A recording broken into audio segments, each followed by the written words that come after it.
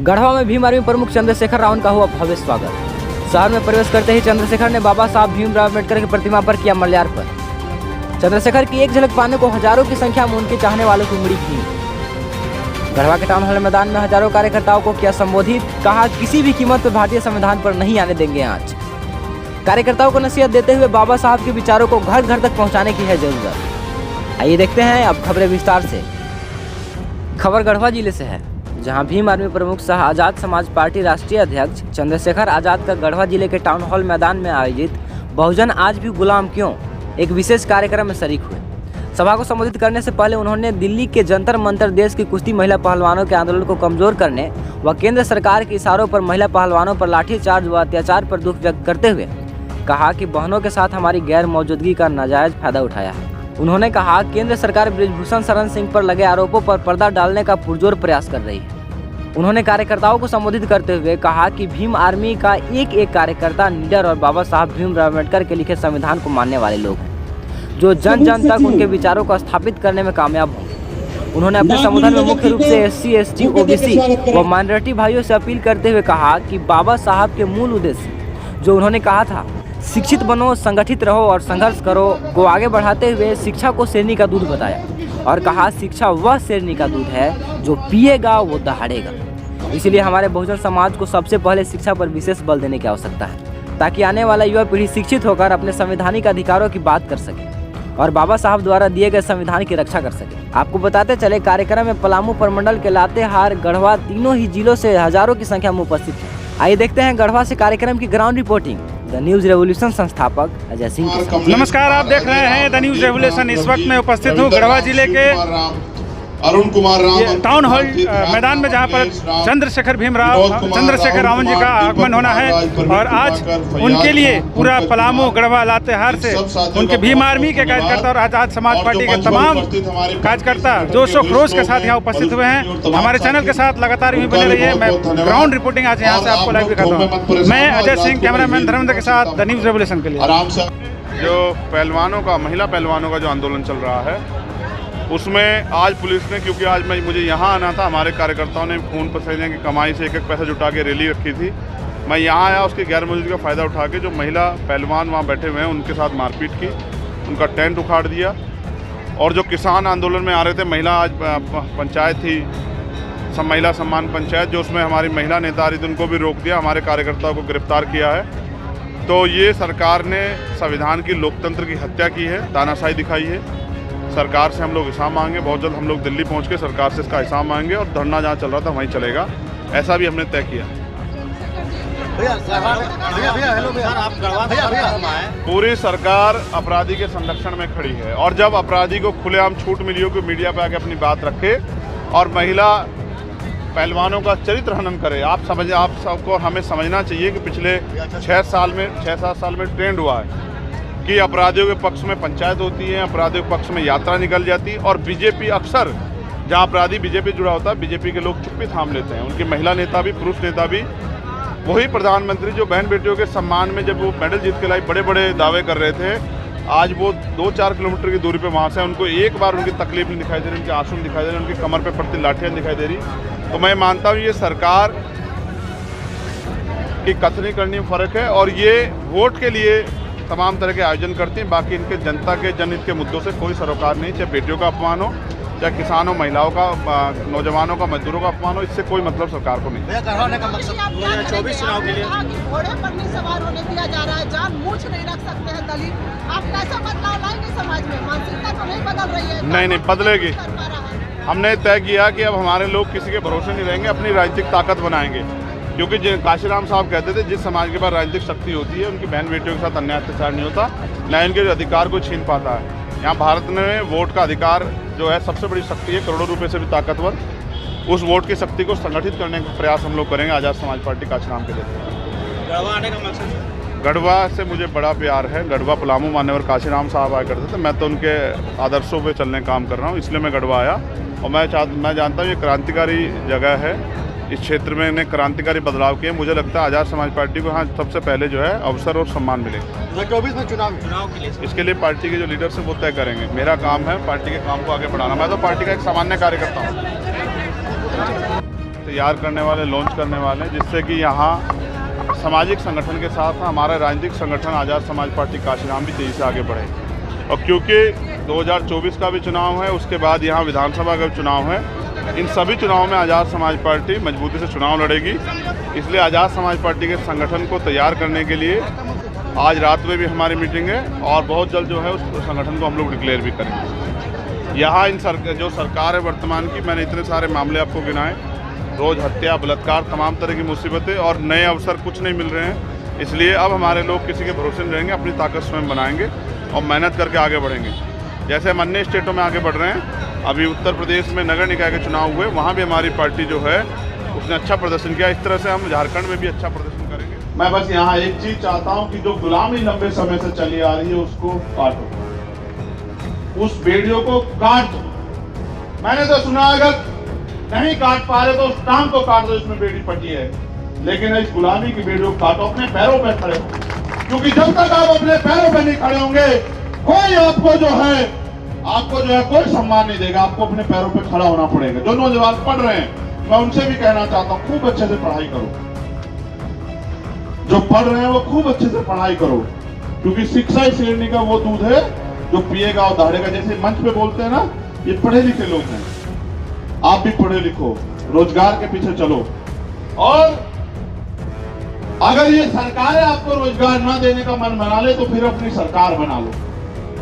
ये झारखंड जो है ना, इसमें 90-95% आबादी SC, ST, OBC और माइनॉरिटी की है।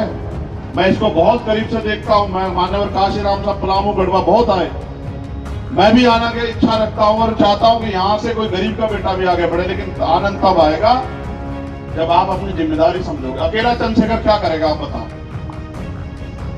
अकेला चंद्रशेखर तो जिस दिन दुश्मन को लग गया कि हमारे लिए बड़ा खतरा हो गया, उस दिन वो कहीं ना कहीं से धोखा पहुंचा के, नुकसान पहुंचा के रास्ते से हटा दोगे। क्या करोगे फिर? कहां से पैदा करोगे दूसरा चंद्रशेखर? इसलिए समय की कीमत को समझो, अपनी ताकत को समझो। आज वोट का अधिकार है, कल ये नहीं रहेगा तो कोई अधिकार नहीं रहेगा। इसलिए आपसे कहने के लिए आया हूं कि अपनी ताकत बनाओ। और मेरे हाथों को ये जो नौजवान साथी यहाँ बैठे हैं जो मेहनत कर रहे हैं, आप ये सोचो, जिन्होंने बिना किसी स्वार्थ के, मुझे भी नहीं पता था ऐसा समय आएगा कि हमें दल बनाना पड़ेगा अपने लोगों की रक्षा, सुरक्षा और उनके अधिकारों के लिए, उनको ताकत देने के लिए। जो लोग यहाँ बैठे हैं, इन्हें भी नहीं पता था कि कल दल बनाना पड़ेगा। सोचो, जिन्होंने बिना किसी स्वार्थ के आपके लिए हकों की लड़ाई लड़ी, अगर उनको अवसर मिलेंगे तो वो आपके लिए क्या नहीं करके दिखाएंगे। मैं तो आपसे भी कहता हूं, मैंने मध्य प्रदेश के लोगों से कहा कि जो समस्या आप समस्या समझते हो उसको एक लिस्ट बना के मुझे दे दो और ताकत बनाओ। जो समस्या आप बताओगे, जो मांग आप करोगे, अगले दिन उसको घोषणा पत्र हम लोग बना देंगे। भारत में सर्वशक्ति लोकतंत्र में है, सुप्रीम कोर्ट से बड़ा लोकतंत्र है और लोकतंत्र जनता के हाथ में है, जनता उसमें मालिक है। आप जिसको चाहोगे वो ताकतवर हो जाएगा। बस आप मेरे संदेश को लेके गांव, देहात, कस्बे, गली तक चले जाओ और ये कहो कि आपका भाई आपसे ताकत मांगने के लिए आया, आपका भाई आपसे अपने संघर्षों के लिए एक अवसर मांगने के लिए आया, आपका भाई आपसे कहने के लिए आया है कि अब तो उठ खड़े हो। अगर कुत्ते के आगे से भी उसका भोजन छीन लिया जाए, वो भी रिएक्शन कर देता है, कहते हैं वो सबसे वफादार होता है। आप तो इंसान हो, आपके तो सारे अधिकार छीन लिए सरकार, फिर भी चुप बैठे हो। तो ये तो ऐसा ना हो कि वो दिन आ जाए कि हम पे कुछ पछताने के अलावा बाकी ना हो। तो जो साथी काम कर रहे हैं, हमारे सम्मानित नेता, उनसे भी कहूंगा, मैंने हमारे पीछे वो बैठा था राजकुमार, उससे भी कहा, तुमसे भी कह रहा हूं, आप लोग नौजवान लोग हो, आपके अंदर हिम्मत है, क्षमता है। संजय और तमाम सब लोग, आप नौजवान लोग अपनी अपनी मेहनत का, अपनी क्षमता का प्रयोग करो। निकलो गांव में, साधन ही तो कम होंगे ना। नेताजी की तरह बहुत बड़ी गाड़ी घोड़े नहीं होंगे ना, मोटरसाइकिल तो होगी, साइकिल तो होगी, पैर तो हैं, अपने पैरों चलो ना। दुश्मन के महल से अच्छी होती है अपनी झोपड़ी। अपनी झोपड़ी में अपनी ताकत बनाओ, तो खुद के मालिक बनो, जहाँ इज्जत है। गली गली, दरवाजे दरवाजे फिर घूमना बंद करो, किसी के पीछे खड़ा होना बंद करो, अपनी ताकत बनाओ, अपने आंदोलन को मजबूत करो। क्योंकि अगर किसी दूसरे को आपके हक अधिकारों की रक्षा करनी होती, आपको कुछ देना होता तो आज तक दे दिया होता। अब तो लूटने के कगार पे आ गया है, सब कुछ छीनने के कगार पे आ गया। अब तो समझो, बाबा साहब अम्बेडकर जो कह के गए अपने लिए थोड़ा कि हम अपनी इन संतानों के लिए तो कह के गए, आपके और मेरे जैसे बच्चों के लिए अपने, कि भाई वो आएंगे मुझे पढ़ेंगे और कुछ करके दिखाएंगे। जब एक गरीब का बेटा अपने हक अधिकार के लिए मेहनत करने के लिए निकलता है, चुभता बहुत लोगों को है। लेकिन आप सोचो कि अगर आपके बीच का आदमी आगे बढ़ेगा तो वो आपके दर्द और तकलीफ को भी जानता है, उसको बताना नहीं पड़ेगा आपको। और कोई महल वाला आगे बढ़ेगा तो साहब महल वाले तो फिर हमें कीड़े मकोड़े मानते हैं, इससे ज्यादा कुछ मानते नहीं। इसका प्रमाण ये है कि देखो सड़कों पे कितने लोग मरते हैं। आप देखना कभी कोई महल वाला उतर के पूछता है कि कौन मरा। इसलिए आप यहाँ बड़ी संख्या में जुटे हो। हम बहुत जल्द यहाँ आजाद समाज पार्टी का गठन करेंगे। मैं आपसे उम्मीद करूंगा कि आप बढ़ चढ़ के उसमें हिस्सा लोगे और मेहनत करके अपनी पार्टी, अपने संगठन को गांव-गांव तक पहुंचाओगे और अपनी ताकत बना के अपने पैरों पर खड़े होगे। किसी के दूसरे के सहारे के चक्कर में नहीं पड़ोगे, क्योंकि साहब कहते थे जो सहारा देगा वो इशारा भी देगा, और जिस दिन आप उसके इशारे पे काम नहीं करोगे वो सहारा छीन लेगा, और जब सहारा छीन लेगा तो आप विकलांग हो जाओगे। विकलांग लोग कभी जीता नहीं करते। इसलिए अपनी ताकत बनाओ, मेहनत करो। बहनों को भी जो संघर्षशील बहनें आगे बढ़ना चाहती हैं उनको भी हिस्सेदारी दो, उनको भी जिम्मेदारी दो, आगे बढ़ो। और मेरी बहुत बहुत मंगल कामना। आप यहाँ लंबे समय से हो, इतनी धूप में परेशानी का सामना कर रहे हो, डटे हुए हो। मैं दोनों हाथ जोड़ के आपका धन्यवाद करता हूँ इस प्यार के लिए। देखो मेरे पिताजी प्राइमरी स्कूल में हेडमास्टर थे, मैं कोई किसी धन्ना सेठ का बेटा नहीं हूँ। और मेरी माँ हाउस वाइफ है, गृहिणी है। मैंने गरीबी देखी। हम 6 बहन भाई हैं। मेरी माँ खेत से घास लेके आती थी और मैं स्कूल से आके उस घास को उठा के लेके आता था। ऐसे माहौल में मैं पल के बड़ा होके आया। और दूध बेच के हमारी माँ ने हमें बहुत सारी सुविधाएं दी। ऐसी बहुत सारी माओं के हाल है घरों में, आप देखना। जो पशु भी पालते हैं ना, अपने लिए नहीं पालते हैं, उसका दूध बेच के अपने बच्चों को पढ़ाना लिखाना है, उनको रोटी देनी है, इसलिए पालते हैं। हमारे यहाँ नहीं पालते दूध, आपके यहाँ भी नहीं पालते हो, मैं तो जानता हूँ ना अपने लोगों को। वो इसलिए पालते हैं पशु कि अपने बच्चों का पेट पालते हैं, क्योंकि माँ को ज्यादा वो होती है, पिता को भी होती है लेकिन माँ को बहुत होती है। माँ को ये लगता है कि वो चाहे वो खुद भूखी रह ले लेकिन उसका बच्चा भूखा ना रहे। तो मैं अपनी माँओं को, बहनों को भी नमन करता हूँ, उनसे ये उम्मीद करता हूँ कि उनका आशीर्वाद भी हमें मिलता रहे। बहुत बहुत धन्यवाद। जय भीम, जय भारत, जय जोहार, जय मंडल, जय संविधान। और आखिरी बात आपसे, डरना मत। ये लोकतंत्र है। आपकी तरफ कोई आंख उठेगी तो कोई अधिकारी कर्मचारी चैन से नहीं सोएगा। आप मेरी बात को याद रखो। इसलिए हिम्मत करके आगे बढ़ो, अपनी लड़ाई लड़ो, अपने आप को अकेला मत समझो। हम संगठन के लोग हैं। हमारा संगठन भारत का सबसे बड़ा संगठन है और हमारी एक आवाज पे सरकारों की कुर्सी आती है। लेकिन कुर्सी हिलाने के साथ साथ आपको कुर्सी पे भी बिठाना है मुझे ले जाके, इसकी जिम्मेदारी भी ली है। ठीक है, बहुत बहुत धन्यवाद।